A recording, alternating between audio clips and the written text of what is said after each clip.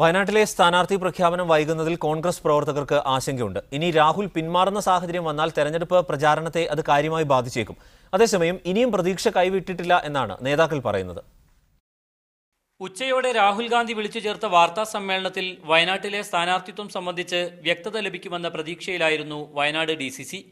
നേരത്തെ തന്നെ പാർട്ടി ആസ്ഥാനത്തെത്തി നേതാക്കളും പ്രവർത്തകരും ശുഭവാർത്തയ്ക്കായി ചാനലുകൾക്ക് മുമ്പിൽ ഇരുപ്പുറപ്പിച്ചു.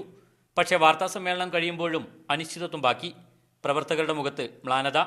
അതേസമയം തങ്ങൾ പ്രതീക്ഷ കൈവിട്ടിട്ടില്ലെന്നാണ് നേതാക്കൾ പറയുന്നത്. നിയോജക മണ്ഡല കൺവെൻഷൻ കഴിഞ്ഞ സ്ഥലങ്ങളിലൊക്കെ പഞ്ചായത്ത് കൺവെൻഷൻ ഇന്നു മുതൽ ആരംഭിക്കുകയാണ്. അതൊക്കെ രാഹുൽ ഗാന്ധി സ്ഥാനാർത്ഥിയാകുമെന്നുള്ള പ്രതീക്ഷയോട് തന്നെയാണ്. യാതൊരു തർക്കവുമില്ല.